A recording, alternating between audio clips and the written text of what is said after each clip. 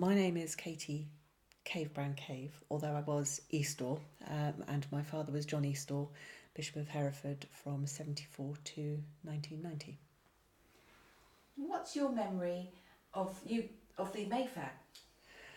Oh, my memory of the Mayfair is that it was the most wonderful time of the year, much anticipated, and greatly enjoyed. And the sadness when you walked back in through the palace gates on a Thursday evening when it was going to be a full year before it would come again was very strong.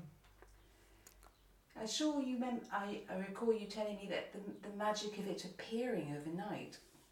The fair. One minute it's not there. You wake up in the morning and the fair's on the streets of Hereford. Can you describe that? Yes, I mean, I think that's one of the really exciting things about the fair. And actually, today, so few things are season specific or time specific. And this is one of the few festivals, if you like, that marks a time of the year.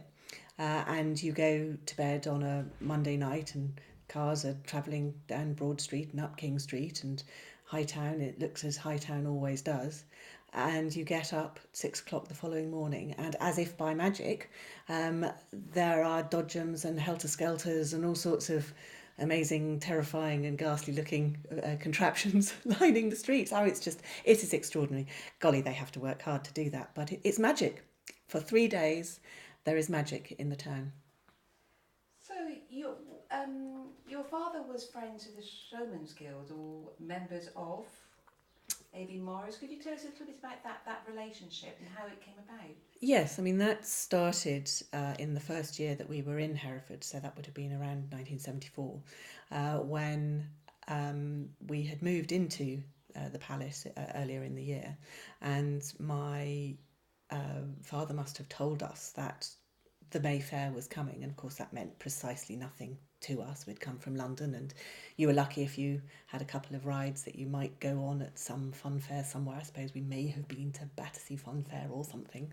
And my younger brother, who was 4 at the time, managed to get himself out of the house and to the top of Broad Street, and just couldn't believe what he saw. Ran back into the house and woke my father, and the two of them walked around the fair together, meeting all the showmen and those who were putting up the various rides or just coming to the end of a hard night's day.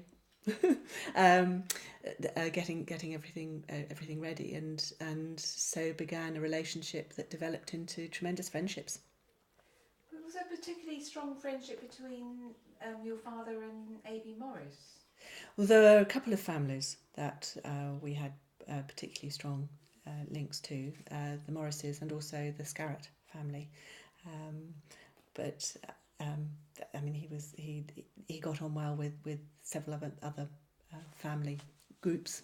No, it was wonderful. So, am I right in saying that your father was made an honorary member of the Showman's Guild? He was, indeed, yes. So in theory, he could have had his own fairground ride somewhere.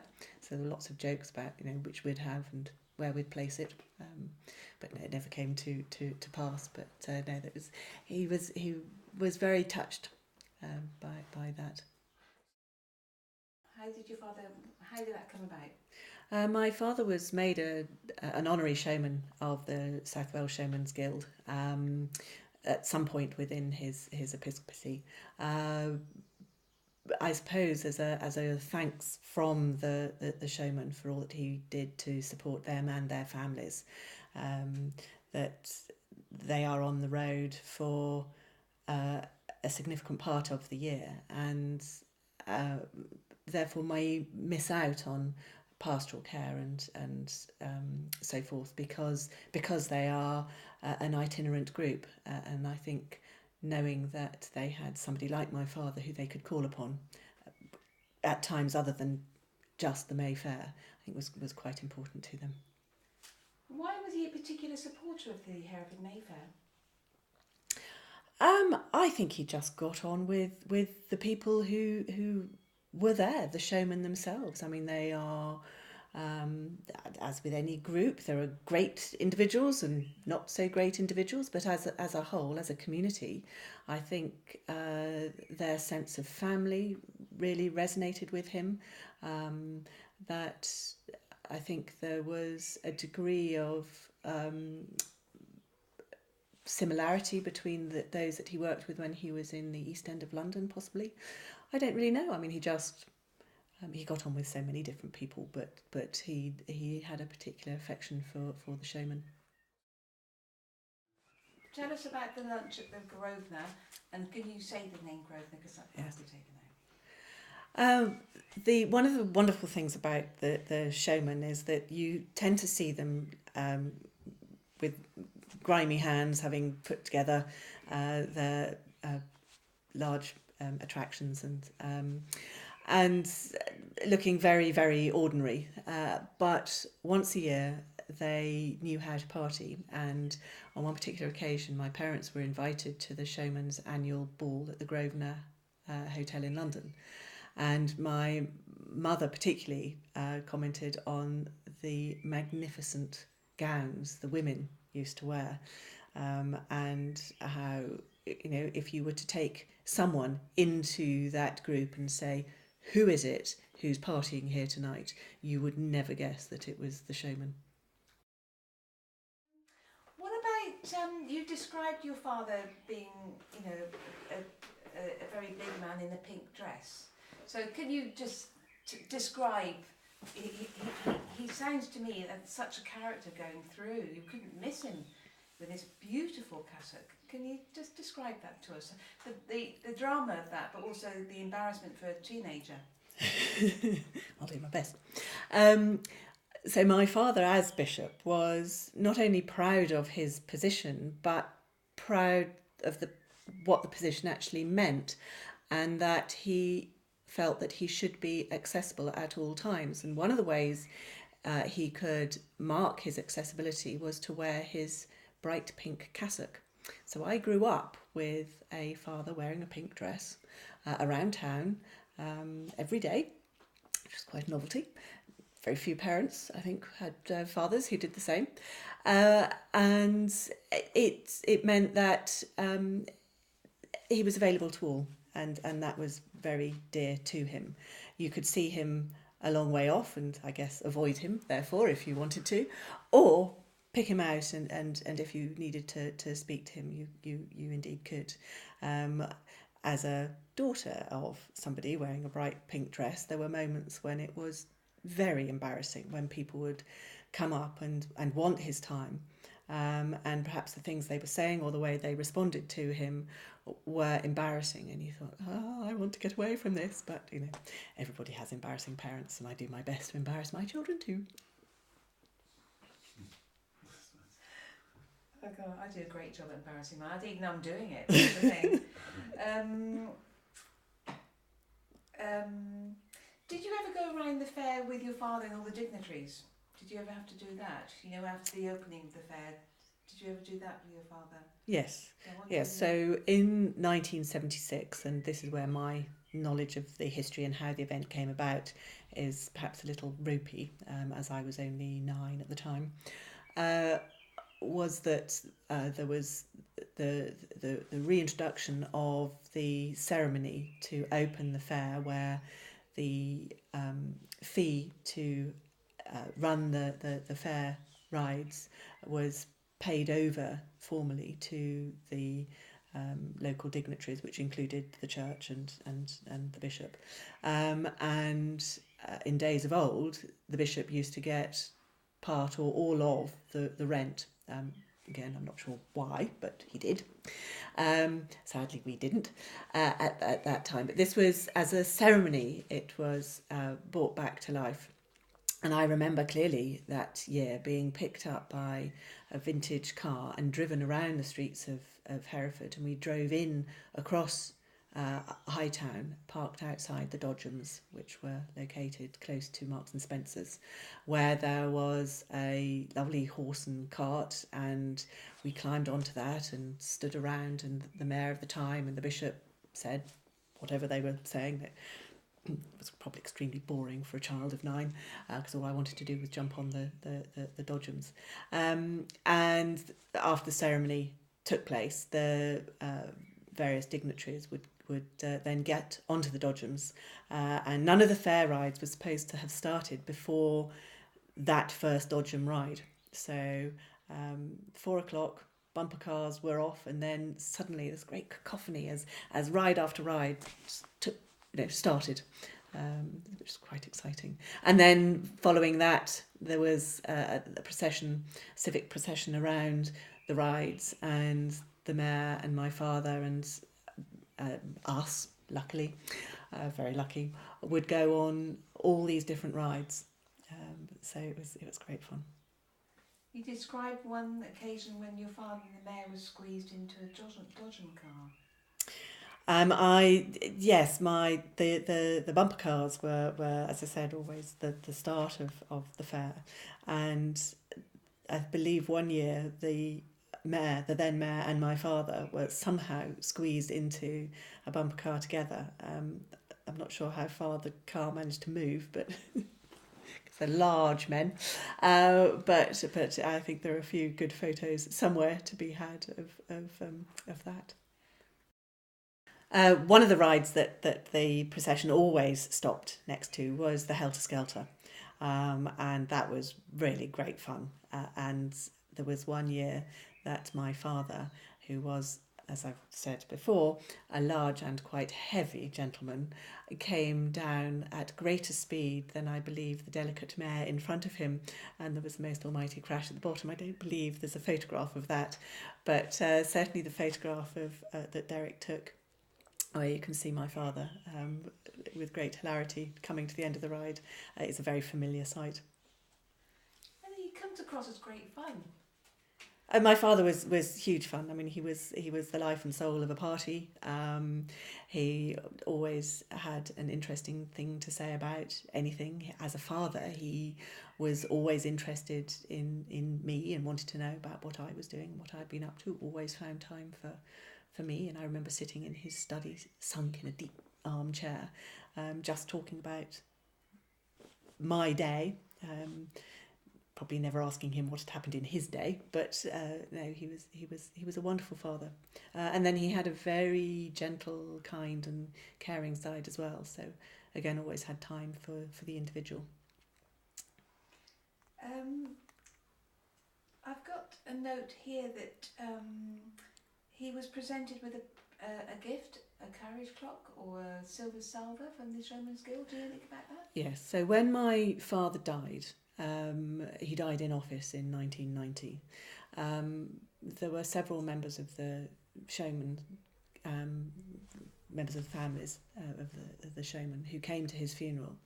And when my mother came to leave Hereford a couple of months later, she was invited to what would have been my father's last May Fair. And she was presented with a clock and a silver salver, and very touching that they were one of the groups of people who actually cared for her after he died. They every year, even now, they invite her to their party after the opening of the May Fair. And Christmas cards are exchanged and so forth, and so it's really very special. I mean, it wasn't just a cynical let's make the bishop a showman because then he might speak for us in the House of Lords or wherever else, or if people are fighting to get rid of the fair from the town, perhaps he'll speak for us. No, it was a heartfelt, we really do love you, and because of what you do for us, and we will be there for you too. So very special. It's quite an unusual friendship, isn't it? They're quite an unusual group, I think. There are a few faces that I know now, but obviously, I've no reason to be involved with the showman anymore, other than annually. We get to see the old familiar faces, but no, they are very fond memories. Do you know anything? Can I remember talking to the Morris family that it was because of your father that they were able to get their amusement, their ride on the Cathedral Close, and that was because of your father helping them to negotiate that. Do you know anything about that? Yes, so I know that there is an ongoing, should the fair be in the streets of, or on the streets of Hereford, or should it be put on King George V playing fields away from the main city? And I don't remember why there wasn't space for a fairground ride, but for some reason there wasn't, or it may have been a political. If you want the fair, then you as the church need to demonstrate that you are as happy to have it on your land as the city.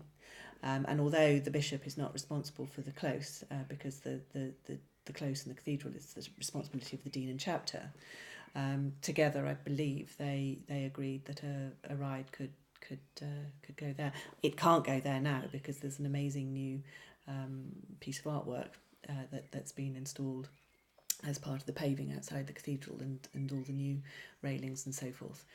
So it would actually not be very accessible. But for a few years, a ride was sited outside the west doors of the cathedral. And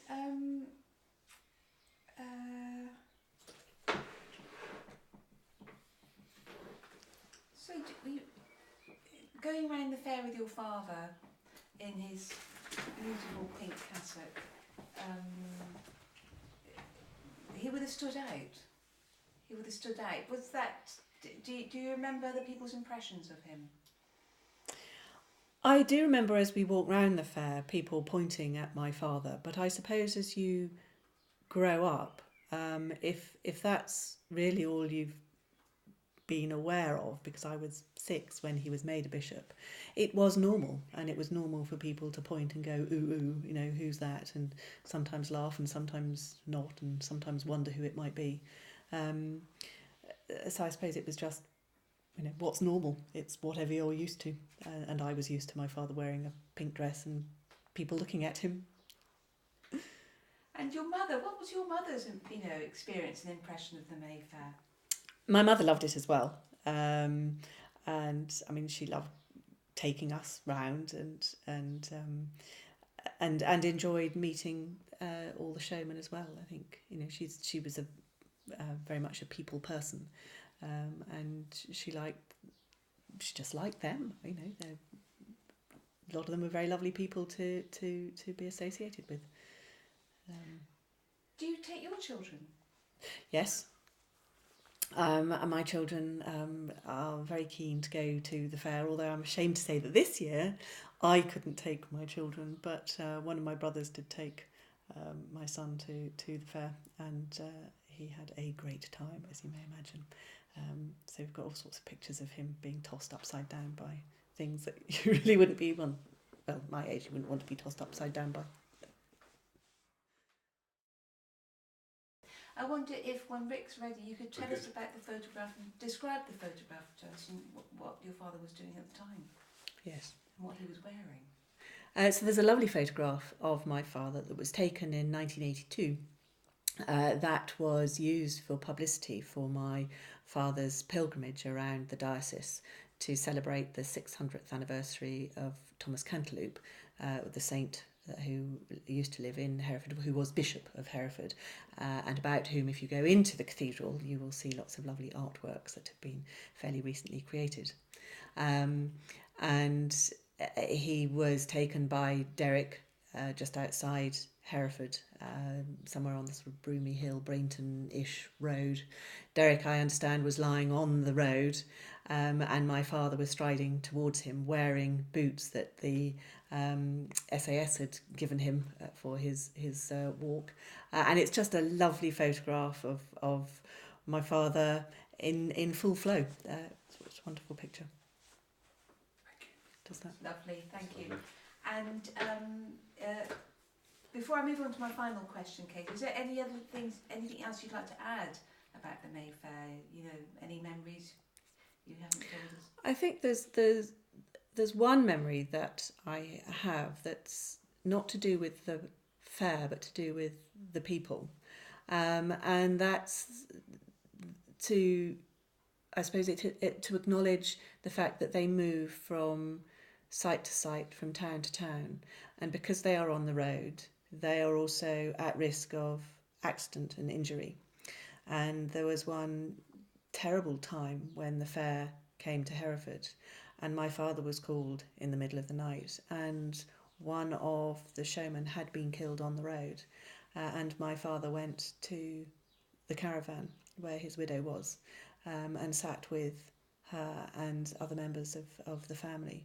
And his comment was how wonderful it was that the strength of the community was such that the widow was held, and that her ride, or the family ride, was cared for by other members of the Showman's Guild, so that the family still had an income coming in. And I think that sense of community is one to be celebrated, and I hope it never goes for them. We've lost it with a lot of our communities, and I think that's really special. We've interviewed a lot of people, but we're just trying to gain an impression of whether you think stories like yours and your mother's and your father's should be recorded for, say, people in 20, 30 years to look back upon and learn about, someone's social history or perspective on the time in the city. Can you tell us whether you think that's a very long-winded question, should we be recording your stories? I think it's very important to record stories. I think failing to record our stories actually diminishes us as a human race, or as the human race. That we all come from communities, and the more communities are dispersed and the less shared knowledge and experience there is, the more difficult people find it to live. I run a charity called the Cart Shed, and we work predominantly with adults with mental health issues. But I think there's and as a result of doing that work, it's quite clear that what a lot of people have lost is that sense of family and of community. And part of family life is family history, and community history sits within that. And knowing where you came from, knowing why things are as they are, why they look as they do, I think is hugely important, because it roots us to a place, and I think that's really important. We moved to Hereford in 1974. My father was appointed as Bishop of Hereford in 1973, and we couldn't move into the palace when he moved because they discovered Death Watch beetle. So he had 6 weeks living in the Green Dragon Hotel. Meanwhile, we were living with my grandfather, who lived in Worcestershire. So my father, must have been quite an experience for him. So he had come to a very public position and had lost his family at that key moment in time and was living out of a suitcase. So rather an extraordinary start to his episcopacy. He was in office for 16 years and died in office on February the 16th, 1990, my brother's 20th birthday.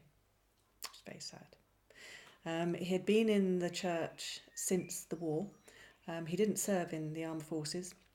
He had been asked to continue with his training for the priesthood because there was a home front that needed support, and he went to the East End of London, so ministered to the docks. And there are various stories about how buildings in or around where he was living took direct hits, and obviously people he knew were killed. And very, very difficult time for him. So he was working during that period. He worked in Poplar and in West Hackney, and then back to Poplar again. Poplar was a very well-known training parish at the time. And it's around that the Call the Midwife series is actually filmed. And Jennifer Worth, who was the midwife who wrote those stories, did know my father. She came to visit my mother, a few years ago, not long before she died. But that so that was a very formative time of his ministry. He then was made Archdeacon of Middlesex. No, he wasn't. He was made Vicar of Heston. He moved to Heston. And then he was made Archdeacon of Middlesex and moved into Belgravia. My brother was born in Heston.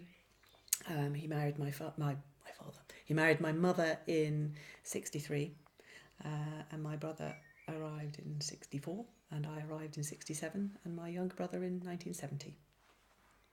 What a contrast for your father, for your family, moving to rural Herefordshire. It was an extraordinary contrast going from certainly the east end of London out to leafy Herefordshire. In where I knew London, it was a little leafier, but still very much a very urban early childhood, to a wonderful large house with beautiful gardens, and you could see countryside all around you. So yes, very, very, very different. And I think there was a degree of questioning as to whether a very urban minister could come to a very rural county and be successful. I think my father had faced a lot, and knew a lot of very different people, which I think gave him the common touch. It meant that he could speak to anybody very easily about anything, and I think actually quite an interesting move in the mid-70s, at a time when agriculture was going through another recession, and people, yet more mechanisation and more people coming off the land. Very similar, I suppose, to his period of time in London, when the docks started to go into decline, and a lot of unemployment and people having to rethink what they were going to do. There's a lot of similarities. It's during his tenure, did he have, was he seen?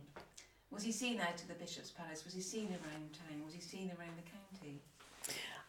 I believe my father was seen a lot. He would go obviously into Hereford and shop, often down to Tanner's for his bottle of gin and his cigarettes. Great smoker and drinker.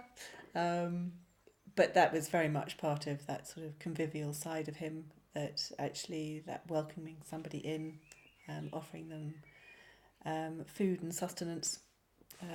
So it might be a gin if it was after 6 o'clock, a cup of tea or coffee if it was before. Very important.